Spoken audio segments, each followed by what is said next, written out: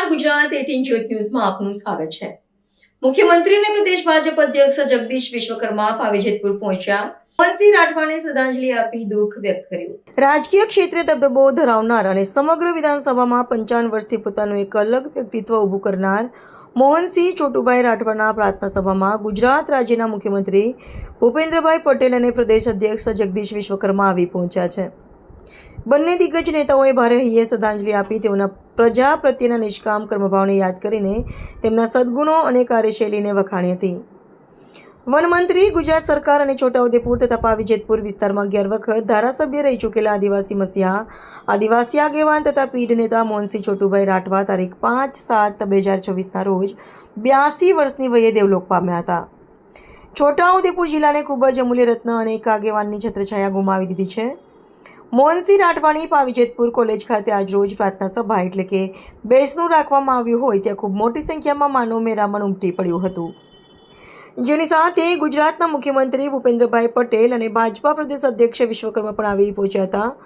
જેની સાથે પૂર્વ મુખ્યમંત્રી શંકરસિંહ વાઘેલા અને રાજ્યના જુદા જુદા વિસ્તારના ધારાસભ્યો, સાંસદો સહિત આદિવાસી આગેવાન સહિત સામાજિક કાર્યકરો અને મોટા વેપારીથી માંડીને સામાન્ય માણસ ભારે હૈયે શ્રદ્ધાંજલિ આપી પરિવારને સાંત્વના પાઠવી હતી। પવિત્ર મોહનસિંહજી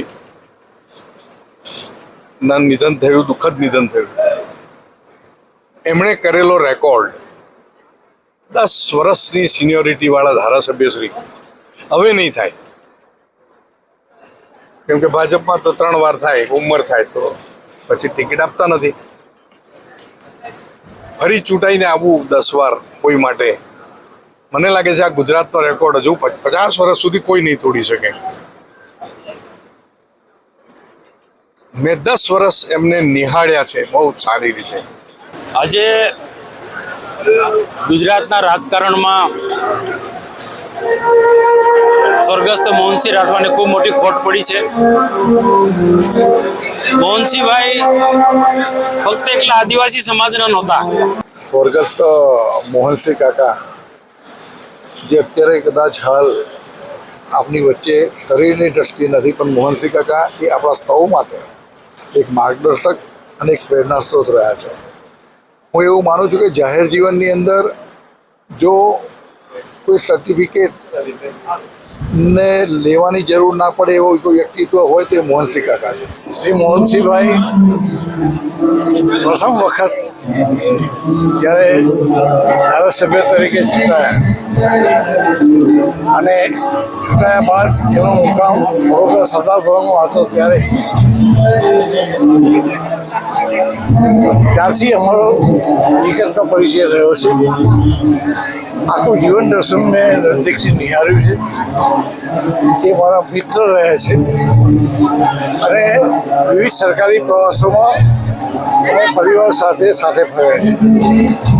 એટલે આ મોહનસિંહભાઈનું જે વ્યક્તિત્વ હતું, આટલું સામાન્ય વ્યક્તિત્વ, પ્રત્યેકને મોટા ભાઈ તરીકે જુએ, આ એમની નમ્રતા, મોટો ગુણ। આ ક્ષેત્રમાં જ્યારે વિકાસના ધાંધ્યા હતા તે વખતે શૈક્ષણિક ક્ષેત્રે અને સામાજિક ક્ષેત્રે એમનું જે પ્રદાન રહ્યું છે એ કદી ન ભૂલાય તેવું એમનું પ્રદાન રહ્યું છે। હું એમને મારી હૃદયપૂર્વક હાર્દિક શ્રદ્ધાંજલિ અર્પિત કરું છું। આવા વ્યક્તિત્વ એક રેકોર્ડ વિશે કે સૌથી વધુ વખત અત્યાર સુધીની વિધાનસભામાં ચૂંટાવાનું પણ શ્રેય મોહનસિંહભાઈને થાય છે। એ રેકોર્ડ કોઈ તોડી શક્યો નથી અને હવે કોઈ તોડી શકશે કે કેમ એ શંકા છે। એટલે મને હૃદયપૂર્વક મારી સાથે શ્રદ્ધાંજલિ આપું છું। આદિવાસી ક્ષેત્રનો અમે એક મહાન નેતા ગુમાવ્યો છે, એનું મને અત્યંત દુઃખ છે। ધન્યવાદ।